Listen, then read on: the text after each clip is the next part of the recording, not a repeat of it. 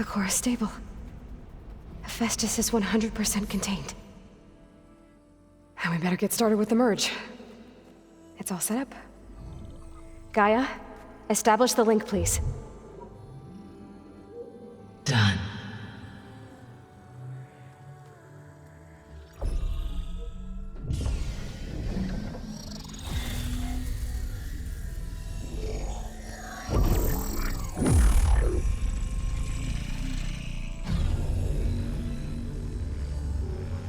Okay, to complete the merge, we need to excise Hephaestus' malicious code.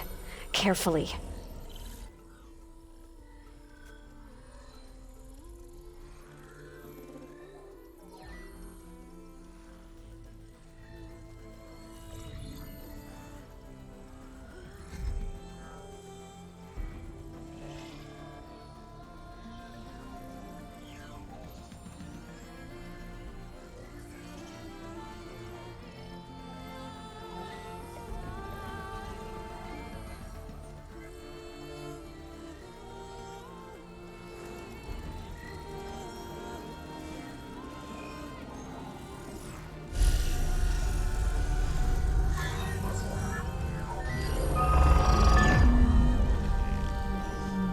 Aloy!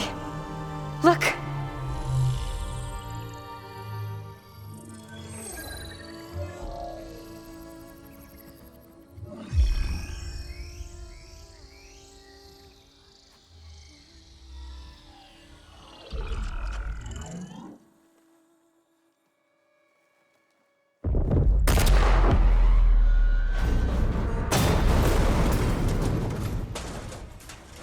Well, hello, redundant copy. You've cost us quite a lot of time.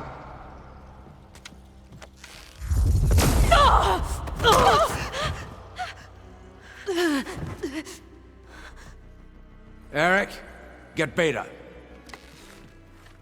And squash that bug while you're at it.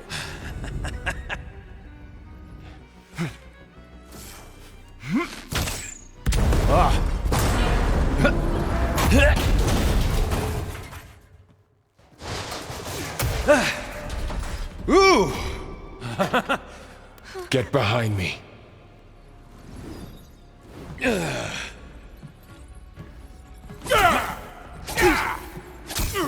Come on! Quit screwing around.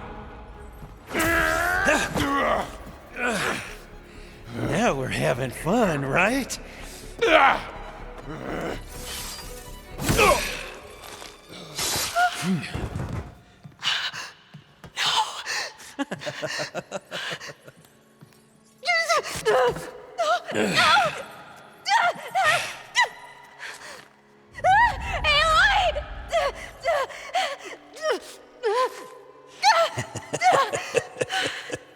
Finally.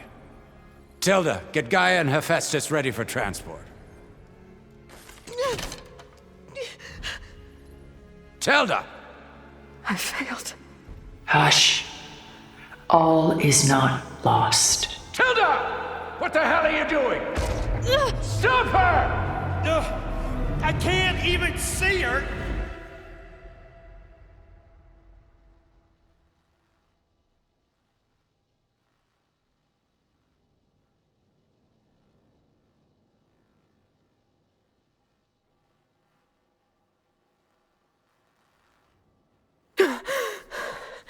Beta.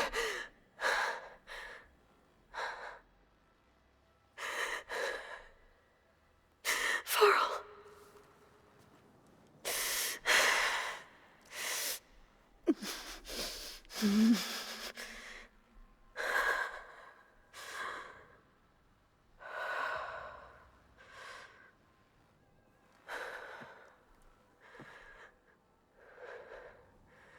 Where am I? Ah, you're awake. You took quite a hit when Gerard attacked you. I imagine you must still be in a great deal of pain. I can assure you that we are safe. The others can't detect us here. You mean the other Zeniths? You must be Tilda. I wasn't sure if Beta would have told you about me. Where is she? Alive. And while she isn't where she wants to be, not in urgent danger. We must discuss how to get her back, of course, after you've shaken off the cobwebs. When you're ready, take the stairs down the hall and come see me. In the meantime, I'll make breakfast. Breakfast. Okay.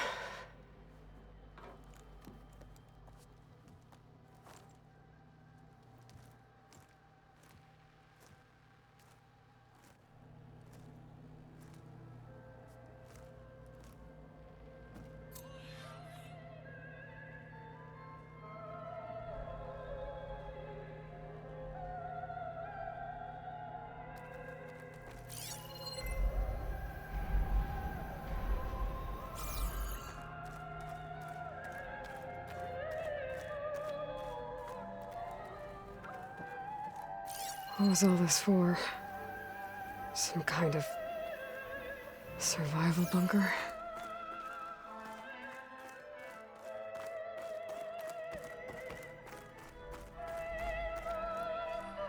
What is this? Just a few favorites from my collection. Rescued and stored here just before I went off-world. Take a look, if you like. I'm curious to hear your impressions. My friend is dead. Beta and Gaia are gone, and you want me to look at old paintings? Don't be so quick to dismiss the comfort we can find in art, or the insight we might gain. My favorite pairing on the left is Woman Reading a Letter by Vermeer, a true master. And on the right is a forgery, Woman Reading Music, which fooled experts into believing it was a priceless original. Early in my career, I became fascinated with such deceptions. Eventually, I developed scanning software that could detect fakes with unparalleled accuracy. Is that how you made enough money to buy your way onto the Odyssey? Oh no. I made my real fortune later. Selene and Endymion.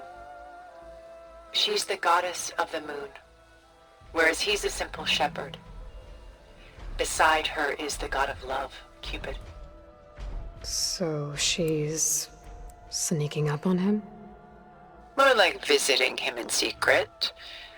The torch that Cupid bears represents Selene's undying infatuation with him. Though the two must remain apart, her love will forever burn.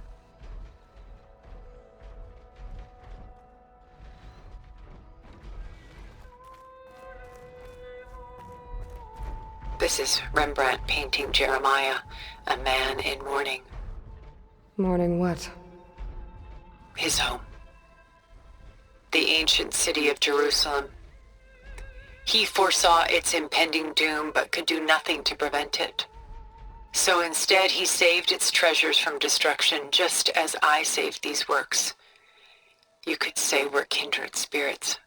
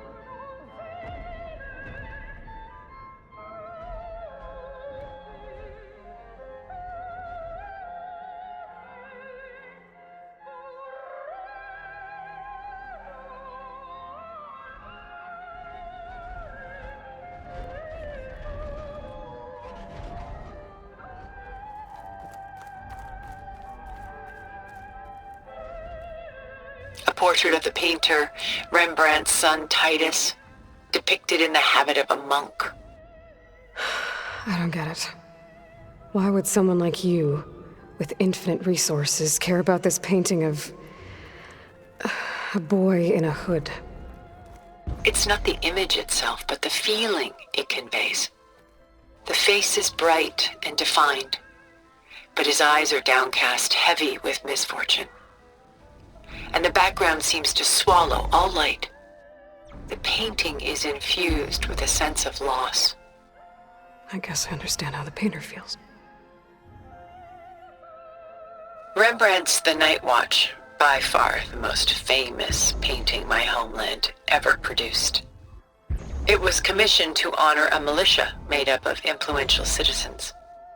I guess you must have been an influential citizen. In my day. But not as influential as you've been in this new world. The Gust, by Willem van de Velde, the most famous of his many maritime paintings. A ship crossing into the unknown. I guess you're familiar with that. Indeed, which is why I appreciate this composition in particular. Though waves and wind threaten to destroy the ship, it perseveres, clinging to the light even as darkness closes in all around it.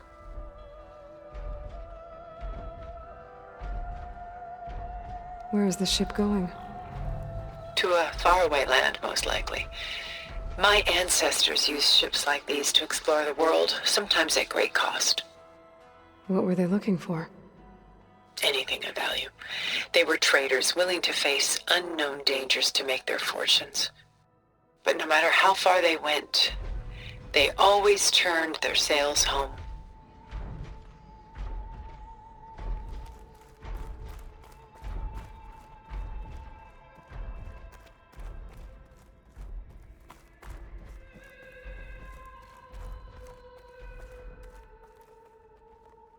She's pulling out her own hair. Out of madness? Out of grief? It's hard to watch her suffer.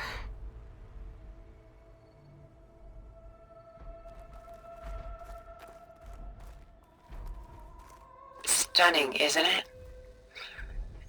Paintings were the only masterpieces of my people's golden age. This is Van Vianen's Lidded Ewer, molded from a single sheet of silver. What was it for? How like Elizabeth you are. Function over form. Its practical purpose was less important than its meaning. Van Vianen created it in honor of his late brother, who himself was a famous silversmith. A memorial. Yes. Such beauty from sorrow.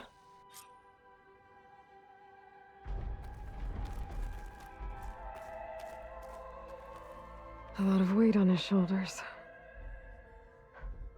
I know the feeling. I should move on.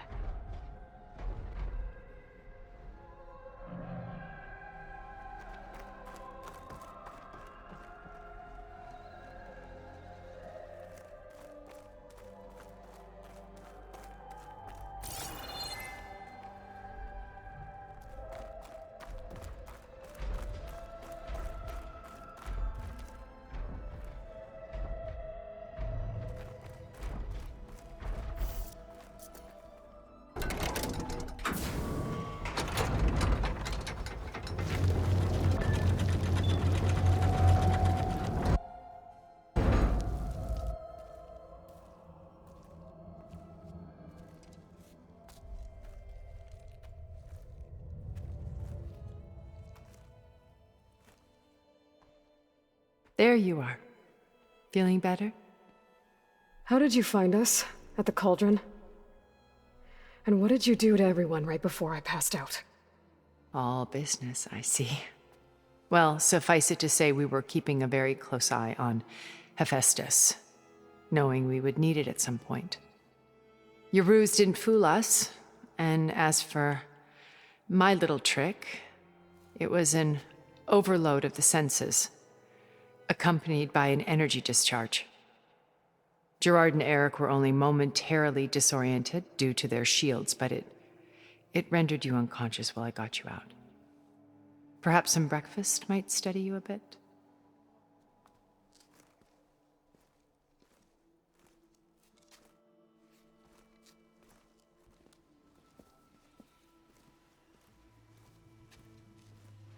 This was your house.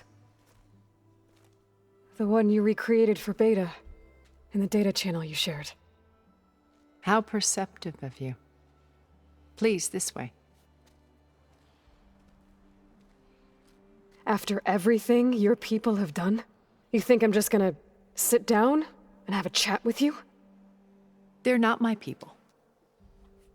They never were, and especially not now. You shot off into space with them, and lived with them for 1,000 years before coming back. So what made you suddenly turn on them? Quite simply, this. My old focus. You repaired it? But that means you've seen Incredible things. What you've accomplished in 2 decades of life.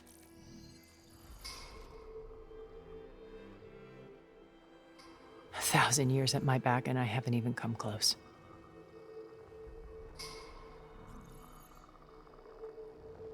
I'm sorry if I invaded your privacy, but I had to. In order to understand. To be enlightened. You truly are Elizabeth's blood.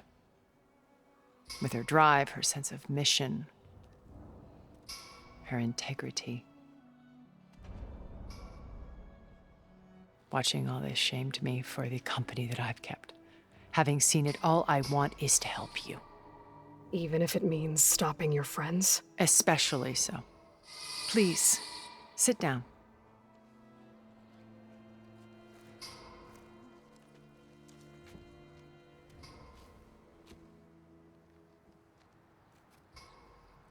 There.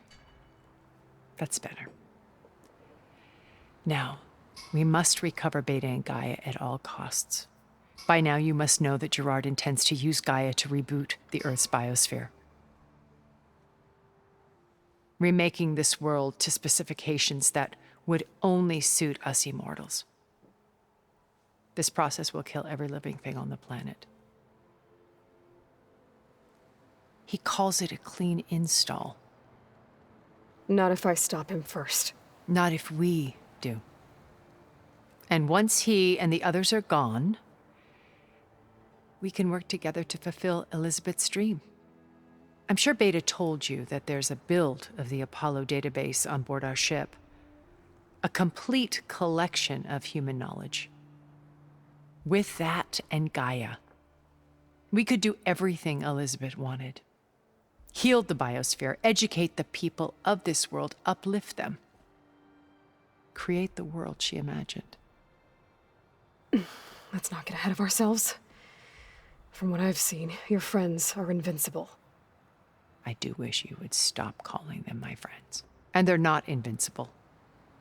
In fact, a friend of yours has found a way to defeat them.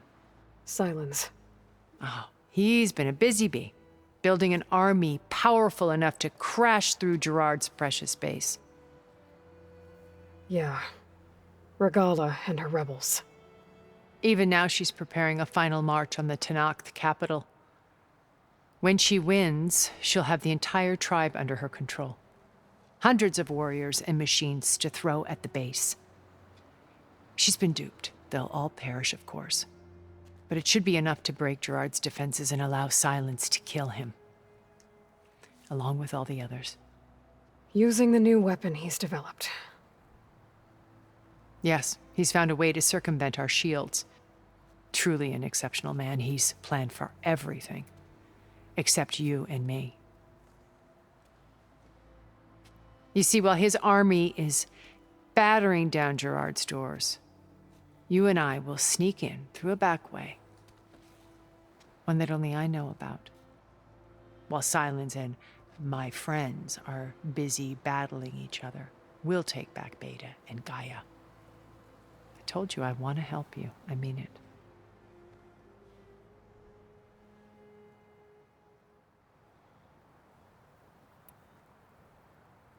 My old focus.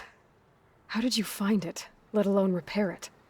When we encountered you at the Hades Proving Lab, Gerard saw you as a redundancy. I knew better. You were a revelation. After your dramatic escape, bravo, by the way. Gerard and Eric assumed you were dead and gave up the hunt. I wasn't so sure. When the others were busy, I returned to the lab and searched for any trace of you. That's when I found this little treasure. Not easy to repair, but certainly worth the effort. As I watched your life unfold, you were like a splash of color on a worn canvas. What Liz was, and more. Did you show it to the others?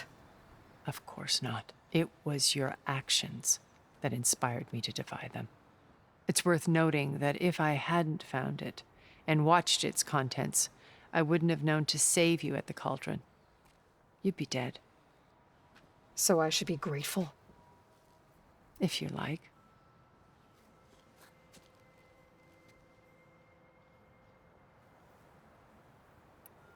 So you know all about me. What about you? What would you like to know? Well, start with your life on Earth. When I was 8, terrorists flooded my home city. Thousands drowned, my parents included. I was one of the few who survived. My guardian sent me to boarding school. Among my peers, I was the strange girl, the orphan to be avoided. All because of circumstances beyond my control. Oh. So we're a lot alike, huh? Aren't we? You were an outcast. But you didn't let that stop you from getting what you needed. Neither did I. I climbed my way out of desolation and used my wits to build a fortune. First, from the technical analysis of art and the detection of forgeries. Profitable expertise in those days. But as it turned out, the software I developed was even more useful for counterintelligence. From there, it was only a short step to gathering extremely valuable intelligence on my own. You were a spy? More like a service one could turn to for information. I had to remain anonymous, of course, to protect my privacy. But despite that anonymity, Far Zenith inevitably sought me out. What happened when Far Zenith approached you? They painted an irresistible vision of humanity's future. One where we need not fear illness or death, where we explored the furthest reaches of the stars and thrived. It was only later that I realized that they only intended to bequeath this future to the rich and powerful. By the time I finally figured it out, the walls were closing in, Pharaoh's machines were devouring the earth. So I accepted Far Zenith's invitation to a berth on the Odyssey. I wanted Liz to come, but she had nobler plans, as you well know.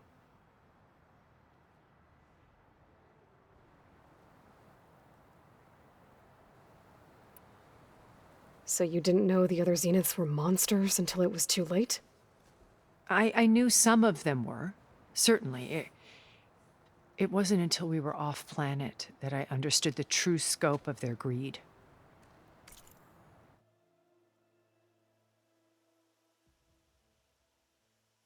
I was grateful to simply be alive, but the others became obsessed with a kind of effortless immortality. They built a colony where machines serviced their every need, where any memory or fantasy could be endlessly savored in virtual reality. It wasn't life. It was stultifying, a pampered dream state. As the decades passed, I withdrew more and more, alone yet again, but this time with eons to consider my mistakes. Now, finally, having met you, I feel like I have a second chance. To do what? help you, of course. To fulfill Liz's dream, which isn't so different from Far Zenith's original vision. A better future for humanity.